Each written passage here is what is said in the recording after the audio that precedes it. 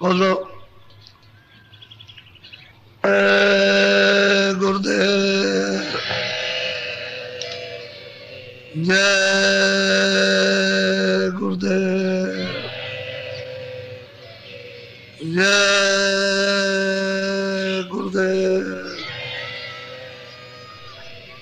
जय गुरुदेव नाम किसका जय गुरुदेव नाम किसका जय गुरुदेव नाम किसका।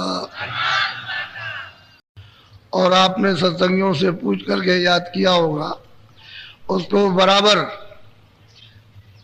पूरा पूरा समझते रहना चाहिए।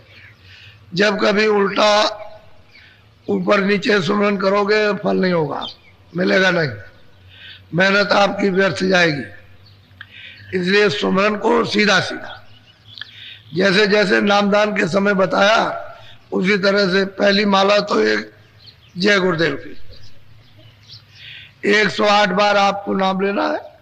अपना मतलब अपनी आंखें बंद करके और मुंह बंद रखना, बाहर कोई आवाज नहीं निकलना, अंदर ही अंदर 108 बार नाम लेना जय गुरुदेव।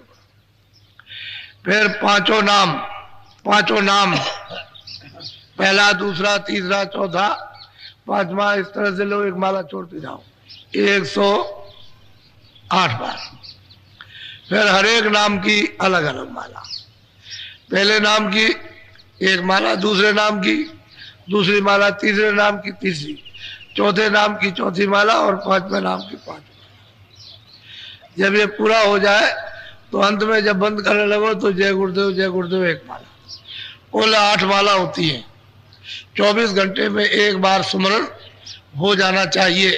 लेकिन जब सुमरन करो तो विधि विधान के साथ जैसा बताया वैसा ही, ये नहीं कि थोड़ा लेते रहे छोड़ दिया।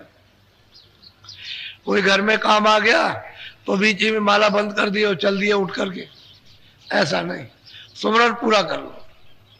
क्या देर लगती, 10 मिनट तो लगेंगे, तो सुमरन पूरा नहीं होता, खंडित कर देते हो। ऐसे ही जब आदत बन जाती है तो हमेशा खंडित होता रहता है, और फिर उसका जब फल नहीं प्राप्त होता तो आप कहते हो साधन नहीं बनता, भजन नहीं बनता, ध्यान नहीं होता है। तो होगा कैसे? जब आप विधि विधान से नहीं करोगे तो नहीं होगा। इसलिए सुमरन को अच्छी तरह से समझ लेना चाहिए।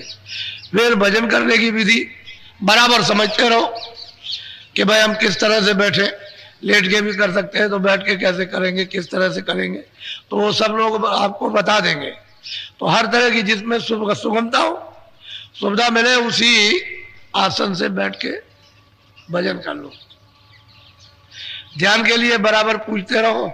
जब तक आपका ध्यान न बने, हम गलती तो नहीं कर रहे ध्यान करने में, कैसे ध्यान करना चाहिए तो वो बताते रहेंगे लोग, जो आसपास में पुराने होंगे बताएंगे, उसी अनुसार से आप करते रहो।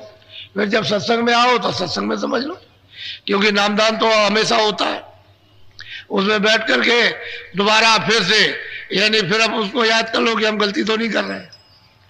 तो आप बराबर इसको फेरते रहो। जिधर सत्संग हो नामदान वहां होता है, कहीं भी किसी जगह भी वहां पहुंच गए, उसको अच्छी तरह समझ लिया, फिर उसको मतलब पूछ लिया, ताकि मतलब यह है कि आप ठीक करते हो कि नहीं करते हो।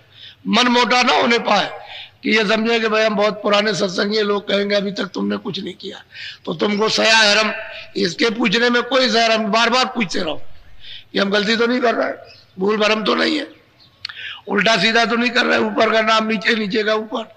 इस तरह से पूछते रहोगे तो हमेशा सचेत रहोगे, तब आपको हर चीज का फल मिलेगा। तो सुमरन भी बनेगा, ध्यान भी बनेगा, भजन भी बनेगा। उल्टा सीधा करोगे तो गड़बड़ रहेगा। अच्छा, अब आए हो अब सत्संग के लिए, तो आपको बताया कि 7 बजे यहाँ आ जाओ, तो मैं 20 मिनट थोड़ा भजन कराऊं, 20-25 मिनट, फिर बाद में सत्संग, फिर बाद में जो नए लोग आ जाए फिर उसके बाद फिर बैठाऊंगा, क्योंकि ये तो काम जरूरी है। ये काम घर के कामों से बहुत महत्वपूर्ण, दुनिया के काम से सबसे बड़ा काम है, इससे बड़ा दूसरा कोई काम नहीं, और ये जरूरी है। तो उसको तो आपने पीछे कर दिया, जो अपने काम नहीं उसमें लगे पड़े हुए हो, और उससे कुछ मिलने जुलने वाला नहीं है, सिवाय परेशानी के, सिवाय तकलीफ के कुछ नहीं। तो अभी 20 मिनट आप लोग भजन पर बैठोगे। भजन पर बैठने का मतलब उसको समझ लो अच्छी तरह से कि जब आप भजन पे बैठो तो आंख बंद, बाहर से कुछ नहीं देखना, कान बंद हो जाएंगे। कभी कभी ऐसा करते हुए ऐसे करके आंख और खोल के देखने लगे कि इधर हमारे बगल में कुछ कर रहा कि नहीं कर रहा, तो ये तुम्हारा भ्रम है, वो करे ना करे, वो तो उसके ऊपर जोड़ो, तुम तो करो, तो तुमको खुद ही भ्रम हो गया। फिर कभी कान खोल देते हो, कभी कुछ करते हो, तो अधूरा काम करते हो, संदेहजनक। इसलिए आपको आपका भजन नहीं बनता, ना ध्यान बनता है। तो ये नहीं, लगन के साथ बस ये देखना उस समय पर कि हमारा मन झगड़ा झंझट में, काम में, इसमें उसमें, घर खेती में, वहाँ दुकान में, जानवरों में, कहीं किसी जगह पर भाग करके ना चला जाए, उसी को रोकथाम करनी है थोड़े समय के लिए।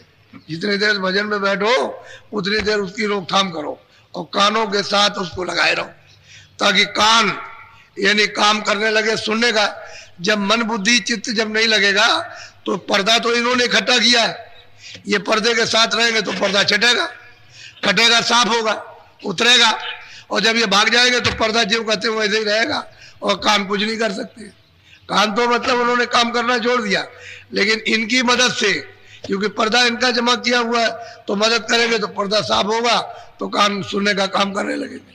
नहीं तो कान जैसे के तैसे बंद। तो उस जीवात्मा में, सूरत में तो स्वयं कान है, उसमें कान बनाने की जरूरत नहीं है। जैसे बाहर का कान खराब हो जाता है, ऐसा ही उसका कान खराब हो गया। क्यों? कि इस पर भी पर्दा आ गया तो कान खराब, और उस पर भी पर्दा आ गया तो उसका भी कान खराब। वो चेतन कान है, ये जड़ है, बस इतना ही अंतर है। वो चेतन है, वे जड़ है। तो चेतन चेतन की आवाज सुनेगा, जड़ जड़ की आवाज। ये जड़ उसकी आवाज नहीं सुन सकते, चेतन चेतन की आवाज सुनेगा। तो उस समय पर निगरानी रखना कि मन बुद्धि चित्त इधर उधर ना भगे। 1 मिनट 2 मिनट आपका लग जाए, उतने में काम बनता है। धीरे धीरे जब लगने लगेगा तो रस आने लगेगा। अब वो रस तो अंदर है ही, वो तो रस का कुआं है, तालाब है, नदी है, समुद्र है, लेकिन अब वो बैठे तो दरवाजे पर, तभी तो रस मिलेगा। दरवाजे पर नहीं बैठेगा, भाग जाएगा। तो दरवाजा जब छूट जाएगा तो उधर तो कुछ मिलने वाला नहीं। तो 20 मिनट बैठाऊंगा भजन पर। देखो मेरी तरफ देखो, आप ऐसे बैठ करके, ये आसन सबसे अच्छा होता है। जब ऐसा सामूहिक हो तो ये आसन, इस पर हाथ रखे, तो ये हाथ हिलेगा डुलेगा नहीं, ये भी हिलेगा, बिल्कुल जकड़ जाता है एकदम से, हिलता डुलता नहीं, बदन भी नहीं हिल सकता। ये ऐसी बैठक है कि बदन भी, घर में बैठो तो दीवार का सहारा ले सकते हो।